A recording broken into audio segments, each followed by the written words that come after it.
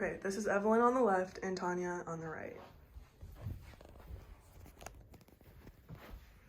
Okay, this is my second speech, informative with a presentation aid. It's 7:30 in the morning. You just finished your morning cup of coffee, set it in the sink, slip on your shoes, and make your way out the door. You always leave for work at this time and get there about 10 minutes early, no problem.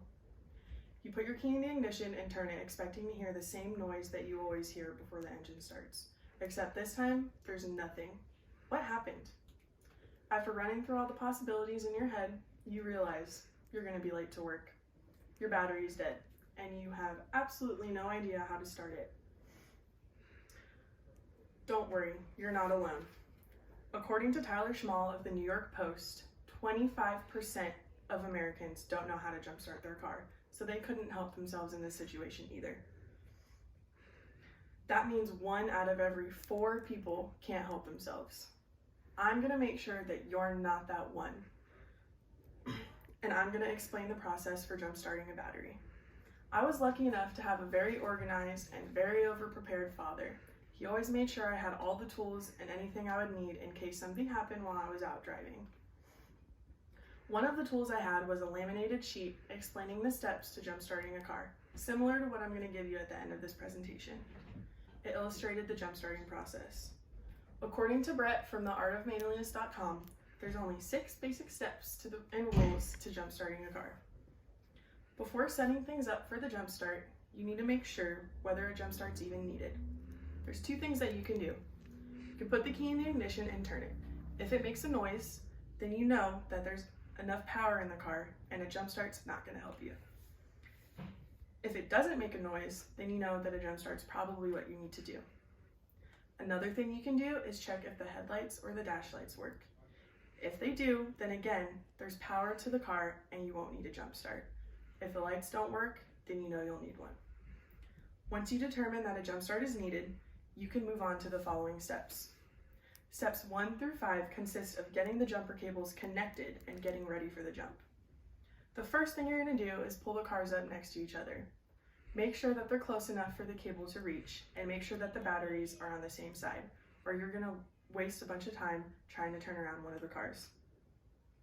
Second, you're going to take the red positive jaw clip from one end of the car cable and hook it to the positive terminal on the battery of the car that is not working.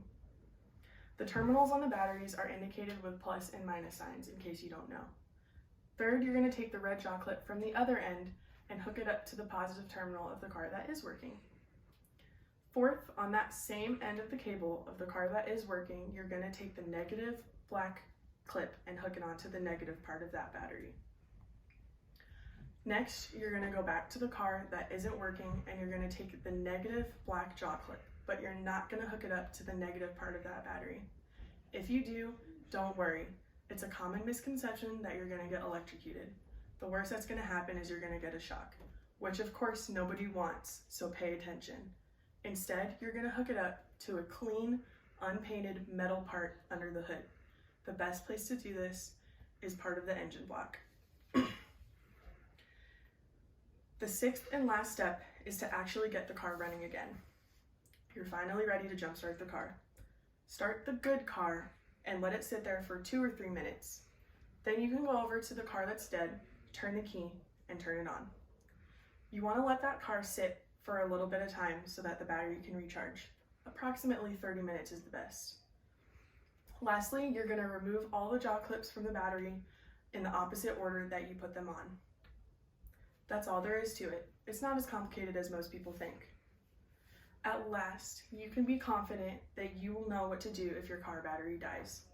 Follow Brett's 6 simple steps and rules that we covered, and you will be golden.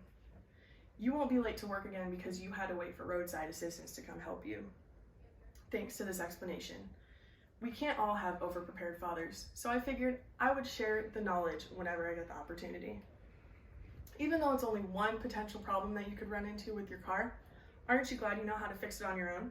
Just wait until you realize how nice it is to drive around without any worries and to feel that much more secure. Road trips, here we come.